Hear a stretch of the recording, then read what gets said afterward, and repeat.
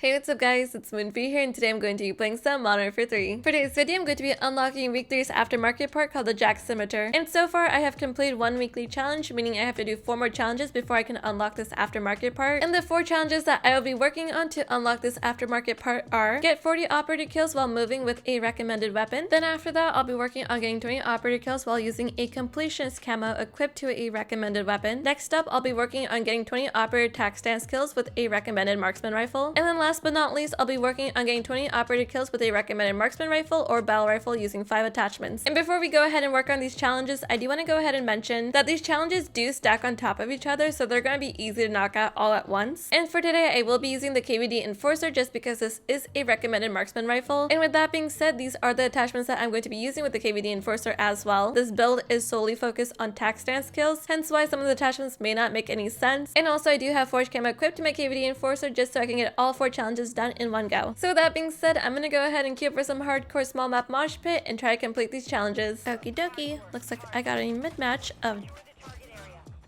that's house. I'm scared to move. Okay, not anymore. But yeah, so I just had to get some tac stance kills, use my battle rifle, or rather marksman rifle, sorry, and complete those challenges. Although, you know, sometimes when you do tac stance kills, the shots are not very accurate, no matter what attachments you put on. Nice. Oh, that's a teammate. Nice, nice. Oh no! What? I spawned behind the enemies. What in the world? That was a really weird spawn. Also, I have already completed one of my weekly challenges. The pop-up came a bit ago, but yeah, I managed to complete one of my challenges. I still have to get 6 more tac stance kills though, so that will take a bit. Or not, because the enemies keep spawning in front of me. This is really confusing my brain right now. Okay, sorry teammate, could not save you. Okay, what a random spot. I just have to get 2 more tac stance kills and then I'm done. Oh, you know, I was so excited. That enthusiasm just got curbed so fast. Okay, 1 more. I think I'm almost done with a few challenges actually. Oh. Should be done. Dun, da, da, da. I am done with my tac stance kills. I just have to get a few more kills, aka 1 more kill with my marksman rifle, and then I'm actually straight up done with my weekly challenges. That did not take very long, and I'm happy about that. Trying to get that last kill.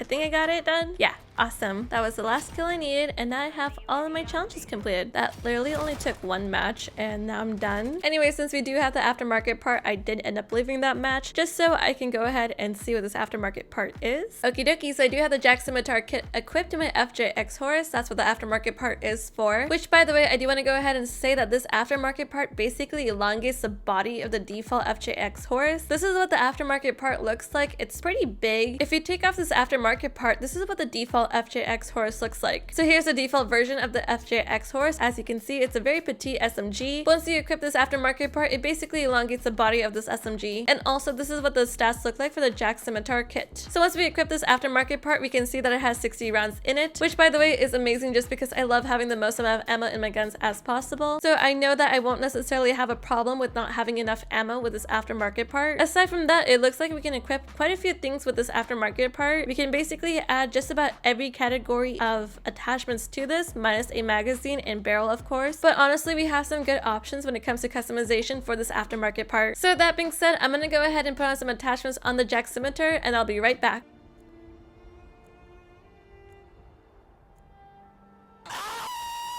Okie dokie, so these are the attachments that I'm going to be using the Jak Scimitar kit. As always, I do just put on a bunch of random attachments and kind of just figure it out as I go. So again, if these attachments don't make any sense, I apologize in advance. But this is essentially what I'm going to be using with this aftermarket part. And also, I do want to go ahead and mention that while I was putting on attachments on this aftermarket part, this aftermarket part is pretty solid. In terms of its recoil pattern, there quite literally isn't one. I don't think I've seen an aftermarket part this good since the Mini BP50. Although I will say we do have to try this out in multiplayer before I can make such a claim because the Mini BP50 is honestly top tier. Regardless though, I am pretty excited to try the Jak Scimitar kit just because it seems really good right off the bat. So with that being said, I will be doing things a little bit differently today. I'm going to be taking the Jak Scimitar kit into core and hardcore. I just want to go ahead and see how this aftermarket part is in 2 different settings. So with that being said, I'm gonna go ahead and queue for some streak list rustment 24/7 to see how the Jak Scimitar does in core. Okie dokie, so I am on some Tokyo and I know what you're saying. This isn't Rust. Rust. This isn't shipment. This is Tokyo. Yeah, so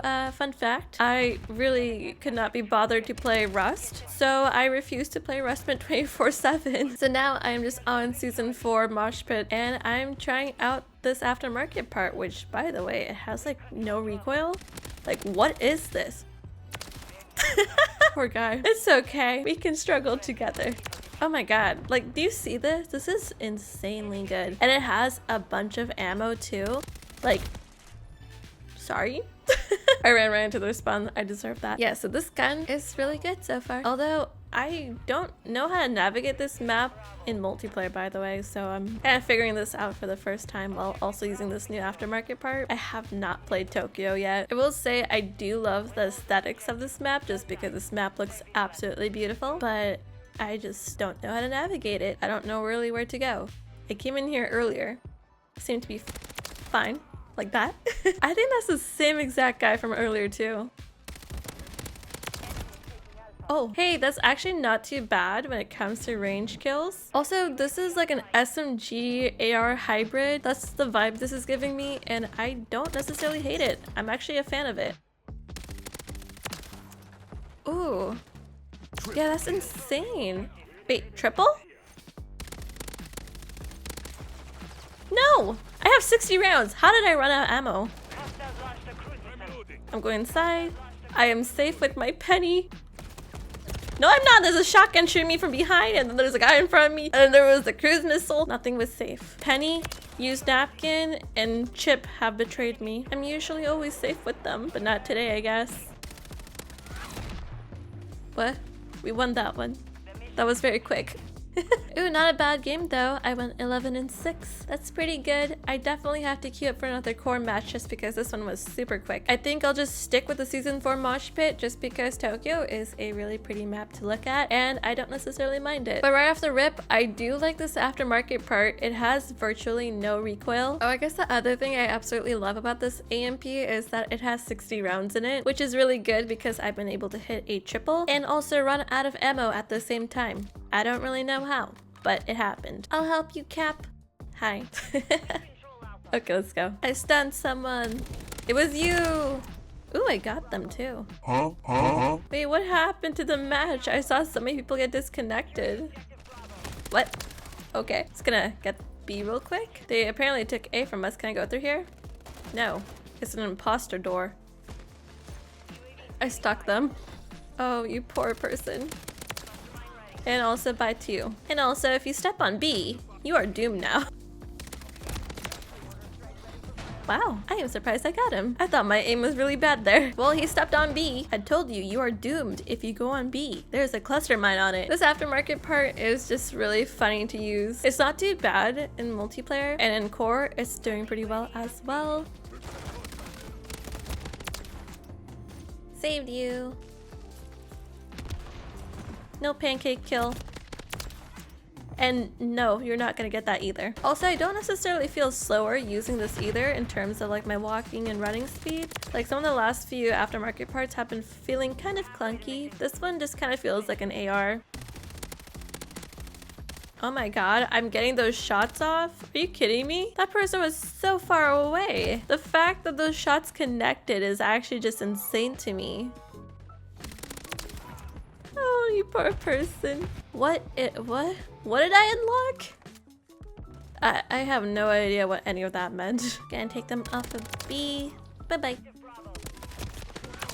Oh, and that is match, and I did end up killing that guy towards the end as well. Also, I'm surprised I did so well. I felt like nothing was really happening in the entire match. It just felt very aimless for me. Anyways, since I have tried out the Jak Scimitar in core, I am gonna go ahead and try this in hardcore next. Okie dokie, so I queued up for some hardcore Schmeat. Hello. And I'm gonna go ahead and try out this aftermarket part on here and see how it does. Hopefully it does okay. I don't want to die to that grenade. Yeah, we get to go ahead and test this out and see how it does. Oh god, that's a smoke grenade. Should I be worried about that? Wait, there's no one here? Huh? That was rather confusing. Ooh. Oh. Oh. No, that could have been my triple. Oh. Well, there's that guy. And then there's me. Why did that guy like look at me and then shoot? Or at least try to shoot. Also, this aftermarket part does fairly well in hardcore. The low recoil really does help with it, but I don't know if I would say in hardcore it's better than the SMG version. I haven't tried the default version of the FJX in hardcore, so I'm not exactly sure.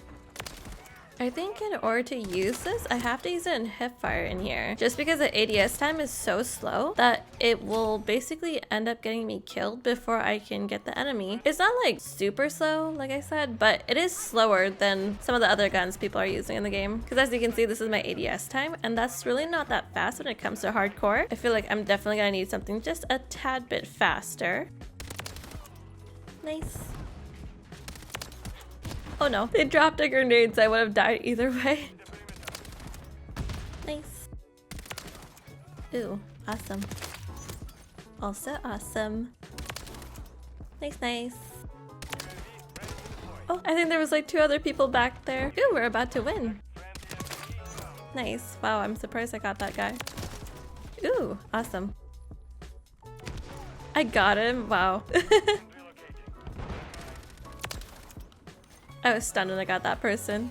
That's insane. Okay, I'm gonna try to play objective just a little bit, and because of that, we won by 4 points. Okie dokie, well now that the match is over, I will say that this aftermarket part is not that great in hardcore. The reason being is because I feel like it's a little too slow when it comes to ADSing, and because of that, that can end up costing you a lot when it comes to hardcore, unless you end up walking around the entire map with your sights already up. But even if you do that, I don't think it's necessarily gonna be the best thing to do. And I say this because I felt like I was definitely struggling in that last match. Personally speaking, I just haven't played a lot of hardcore when it comes to Modern Warfare 3. I just haven't really vibed with it all too much. But despite my personal preferences, I did end up trying out this aftermarket part in there, and I just don't feel like this aftermarket part does well in hardcore. Maybe if you end up building this aftermarket part for ADSing, then it would do better in hardcore. But currently with the attachments I have equipped, in my personal opinion on this aftermarket part, I just don't think it does all that well in hardcore. However, it is a different story when it comes to core. I think this gun is phenomenal in there. I would say I definitely prefer this AMP in core versus hardcore. I don't know why the circumstances really changed, but it just ended up being significantly better in core for me. Also, when it comes to my overall opinion about the Jak Scimitar, I think this aftermarket part is absolutely fun to use, and I definitely do like it a lot. This aftermarket part is a super fun hybrid between an SMG and an AR, and I think because of that, it's really fun and versatile. You can treat the Jak Scimitar as an SMG or an AR, it's really up to you. And also, since it is a hybrid between an SMG and an AR, it has some longer ranges compared to the default FJX Horus. With this AMP, I was able to eliminate enemy operators that were super far away that I typically wouldn't be able to with the default FJX Horus. And on top of that, the recoil pattern for this gun was super easy. There quite literally isn't any recoil with this aftermarket part. It is one of the easiest aftermarket parts to use and even unlock, with that being said. And also, if I were to rate this aftermarket part, I would say this is a solid 4 out of 5. This is definitely a very good aftermarket part to use, and I definitely recommend checking it out. But on that note, I'm gonna go ahead and end my video here. I hope you guys enjoyed watching me use the Jak Scimitar today. I had a lot of fun using it. Let me know what you guys think of this aftermarket part. I would love to know in the comments down below. But with that being said, I hope you guys have a fantastic day, night, or evening. Take it easy and peace.